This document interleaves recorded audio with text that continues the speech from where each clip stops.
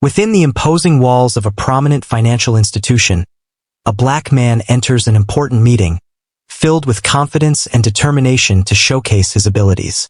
In sharp contrast to his eagerness, the female CEO pointedly disregards his handshake on 2 occasions, leading him to understand that this is not merely a lapse, but a clear signal. Before long, he finds himself in her office, where both he and his international colleagues face a 20% reduction in their salaries.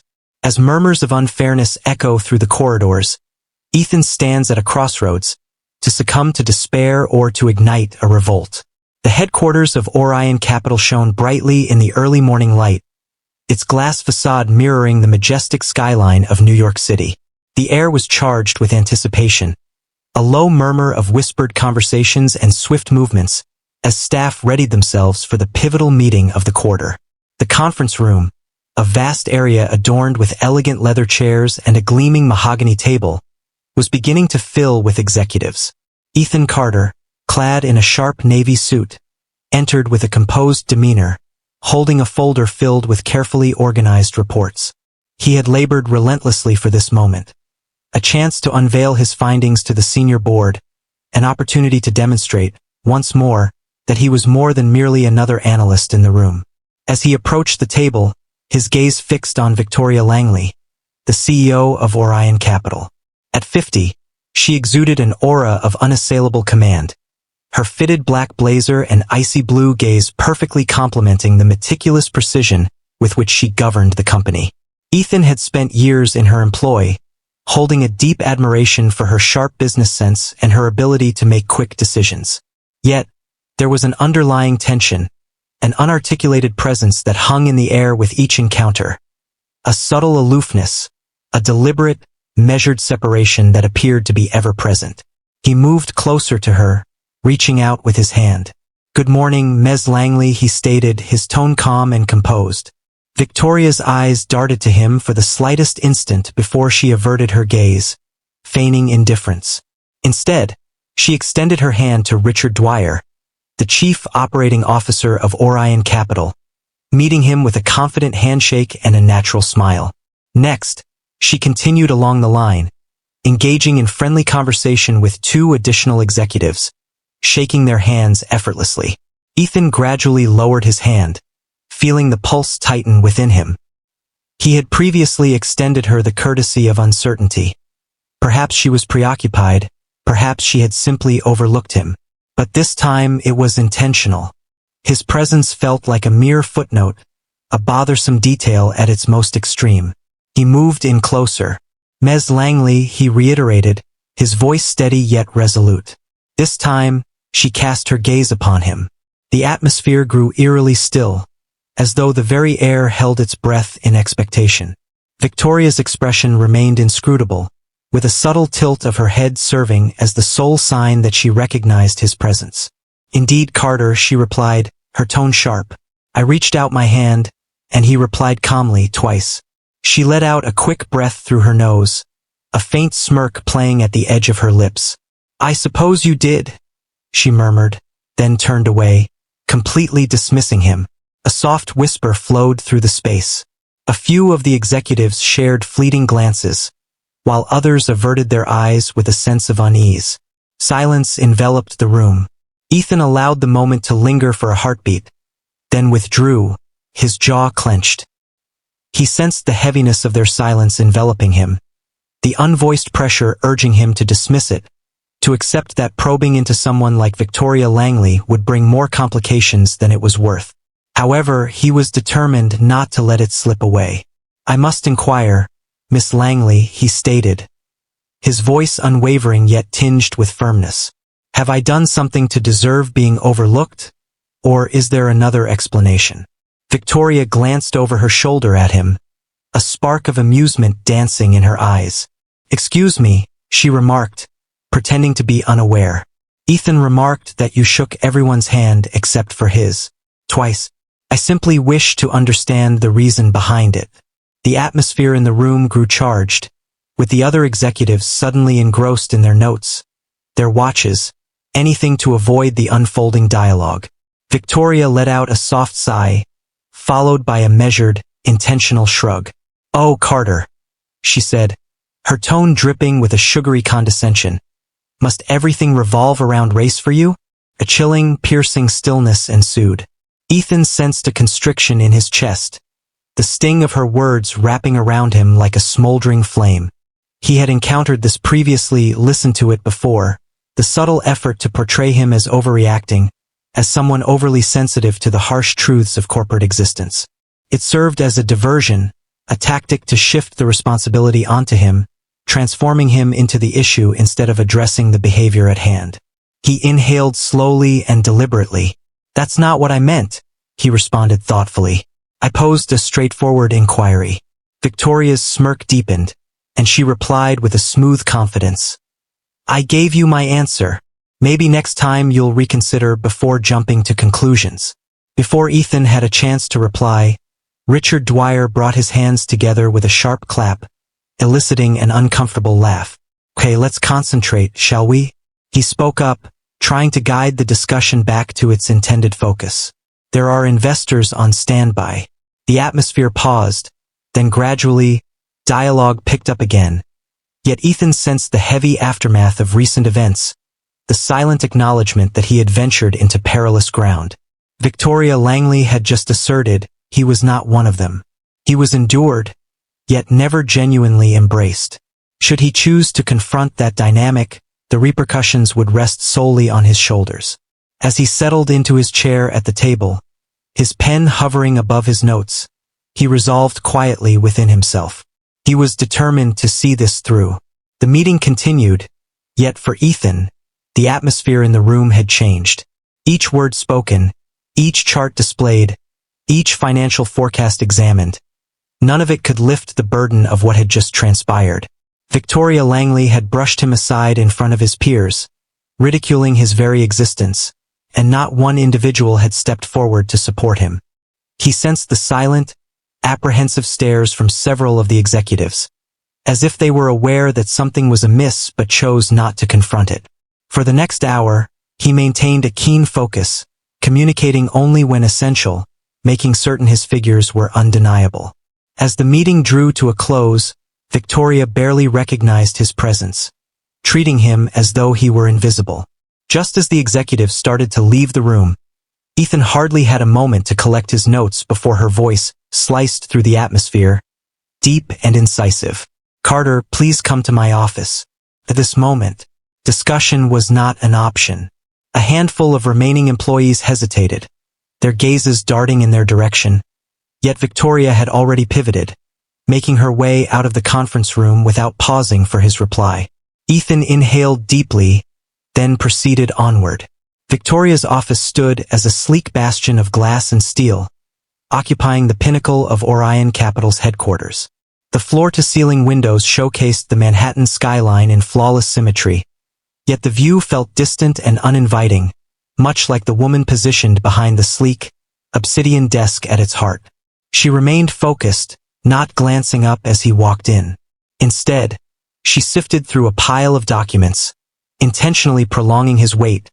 The silence lingered, heavy with unvoiced purpose. Ethan shut the door with purpose, his stance poised and deliberate. "You requested my presence." Victoria finally looked up, her face a mask of mystery. "Take a seat," she instructed plainly. He paused for a brief moment before settling into the chair opposite her, maintaining a steady gaze that met hers. She reclined, her hands clasped neatly atop the desk. "Pray tell, Carter, do you find pleasure in drawing attention to yourself?" The words flowed effortlessly, with an air of certainty, leaving Ethan momentarily stunned by their boldness. He maintained a calm demeanor, yet internally, his tolerance was starting to unravel.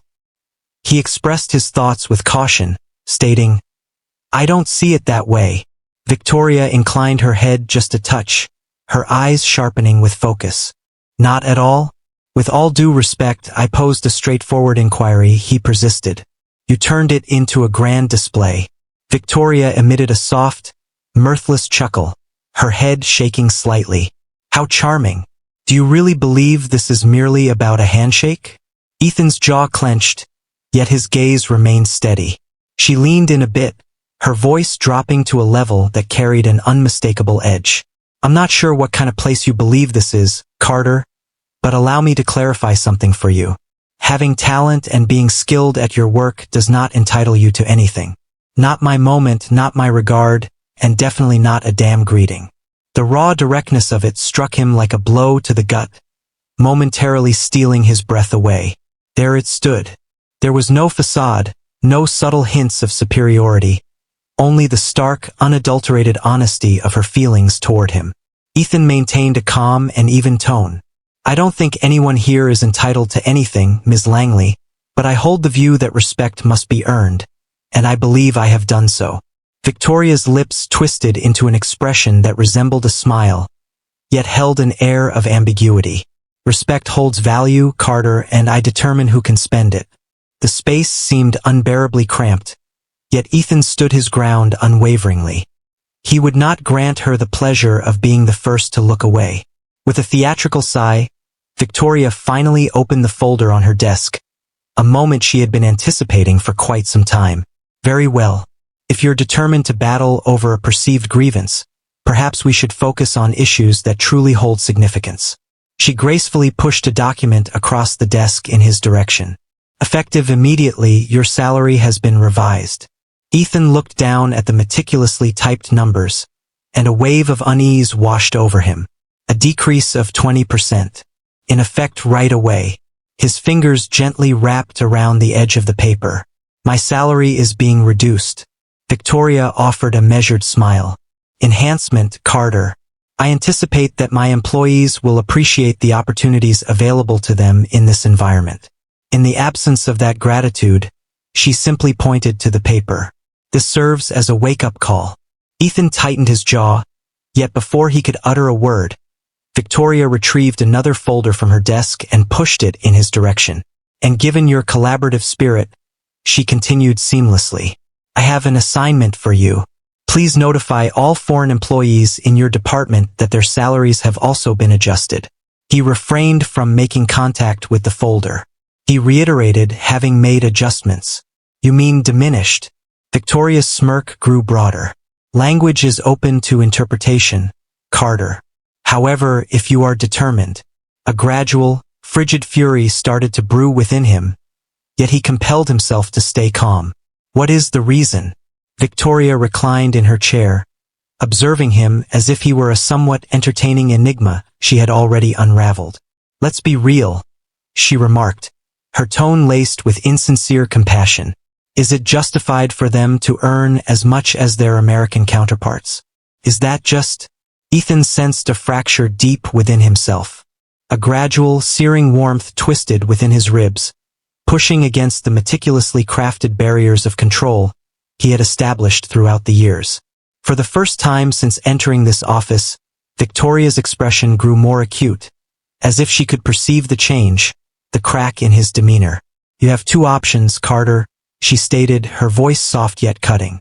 "Feel free to grab that file, complete your tasks, and keep earning your salary." Or she allowed the alternative to linger thick with suggestion. Ethan concentrated on keeping his breath steady. Thoughts surged through his mind. He pondered over his mortgage, concerning those who depended on him, reflecting on each instance in his journey where he had to set aside his ego to ensure his continued existence. And yet, this was something entirely different. He let out a slow breath, then extended his hand toward the folder. For a fleeting moment, a satisfied smirk danced across Victoria's lips. He rose, meeting her gaze for a final moment. "I'll get it done," he declared, his voice unwavering. Victoria offered him a deliberate, sardonic nod. "Excellent." Ethan pivoted, exiting her office in silence, the folder clenched firmly in his grasp. As he walked down the hallway, his heart raced and his breath was steady yet shallow. A single thought crystallized in his mind with perfect clarity. He had no intention of merely completing the task. He was determined to ensure that everyone in this company understood the true nature of Victoria Langley as a leader. Ethan strode through the corridors of Orient Capital, the folder in his grasp growing heavier with each stride. His heartbeat maintained a consistent rhythm. Yet, a tempest swirled beneath his skin, A smoldering rage he was determined to keep at bay for the time being. Victoria Langley executed her strategy with precision, intentionality, infused with a corporate ruthlessness designed to shatter someone like him. Yet, she had underestimated the situation. She believed he would give in, that he would conform to the expectations placed upon every driven black professional, clenching his jaw, nodding in agreement, and resigning himself to his role. She believed he would shrink back, that he would follow her commands, and in doing so willingly participate in his own oppression. Her thoughts were misguided. He arrived at the analytics floor, where the foreign employees whose salaries had been cut were positioned. A calm yet resolute force filled his chest as he surveyed the room, recognizing the expressions of those who had unwittingly become pawns in Victoria's devious game of control.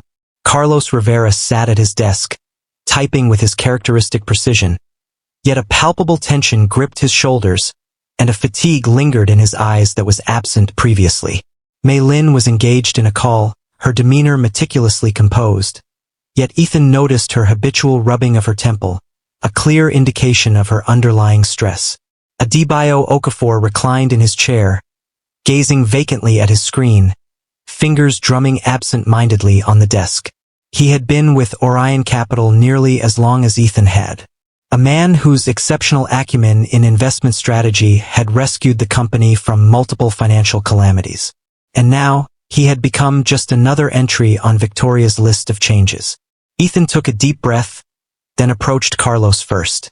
The analyst glanced up, his brows knitting together at Ethan's expression before his eyes shifted to the folder he held. "Is something wrong?" Carlos inquired, his voice tinged with apprehension. Ethan hesitated before responding. He effortlessly retrieved the initial document and set it down on Carlos's desk. As Carlos's gaze swept over the text, his expression hardened, his jaw locking in a steely resolve. "You've got to be joking," he murmured, his voice barely rising above a whisper. His fingers gripped the edges of the paper tightly, knuckles turning pale. Mei Lin concluded her call, observing the interaction unfold. "What's happening?" she inquired, her tone cautious. Ethan locked eyes with her for a moment. Then, as if compelled by an unseen force, he approached each desk in silence, distributing their individual notices with a deliberate calmness. The atmosphere thickened with each fleeting moment. Mei Lin's breath caught for a moment as she read, her expression meticulously neutral, yet Ethan noticed the slight shake in her fingers. Adebayo released a deliberate, steady breath, his face betraying no emotion. He consistently maintained his poise, the tactician, the individual who never allowed his feelings to reveal his true self. Yet Ethan noticed it, the glimmer of something shadowy within his gaze.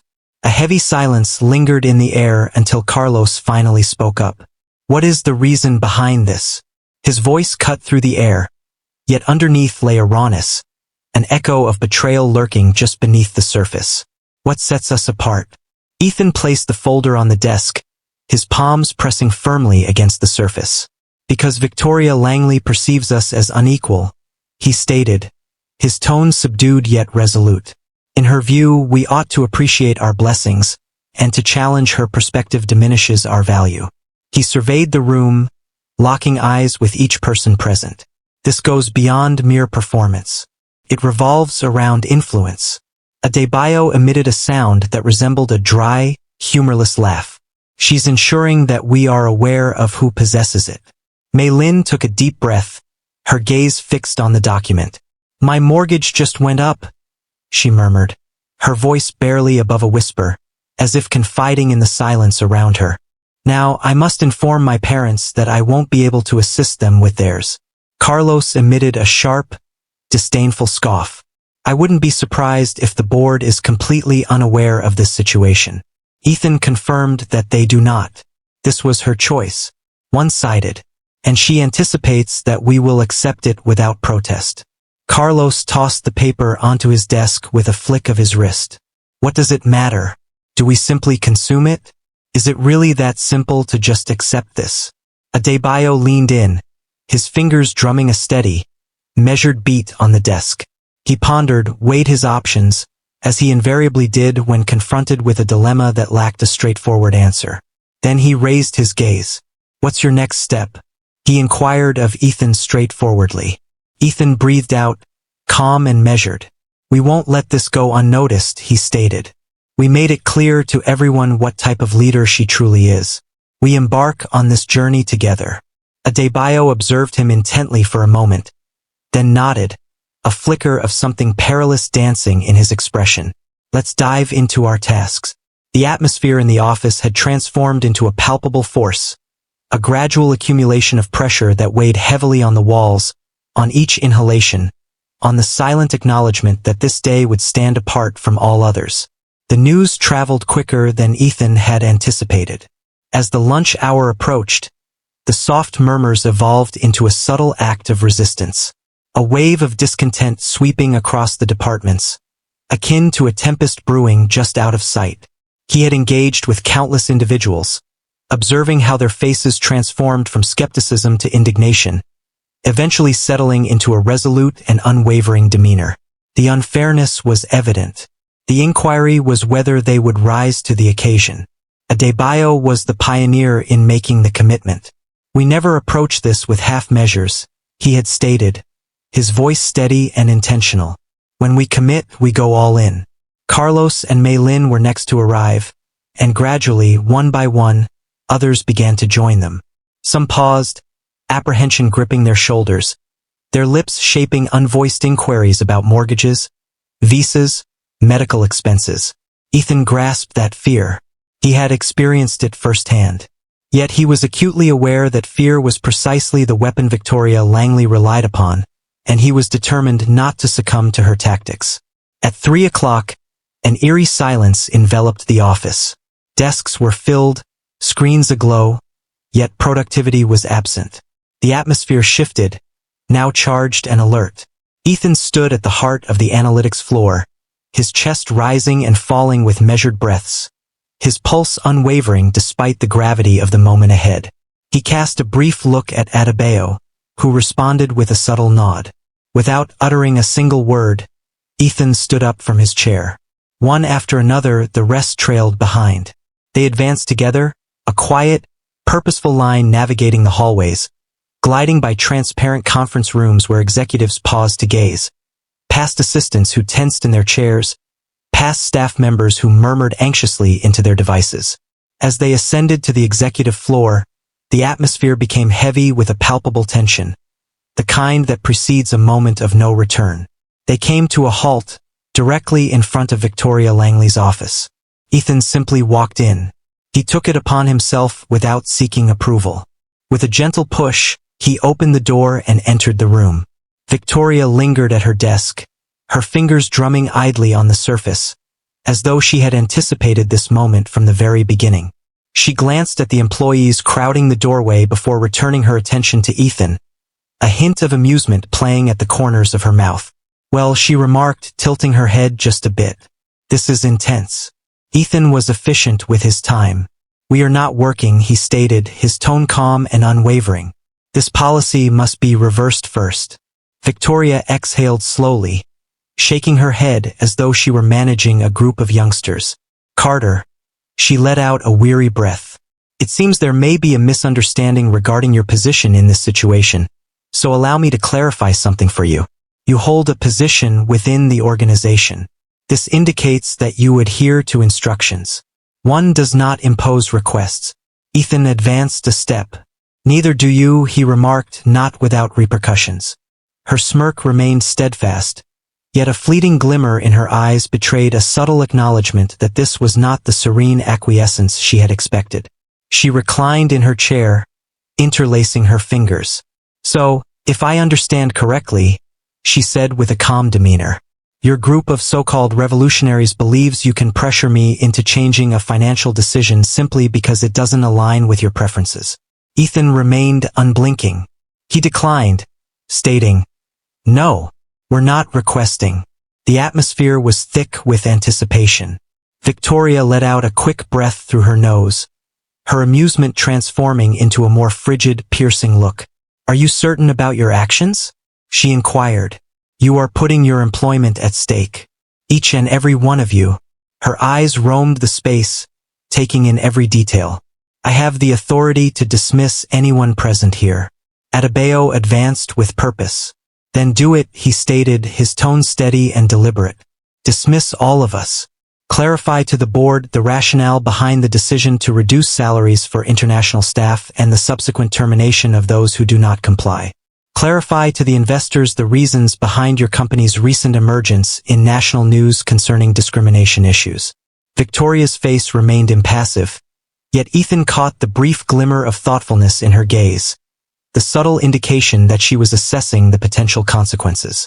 She wielded great influence, a formidable force, yet she was not beyond reach, not with the scrutiny of investors, regulators, and the public upon her.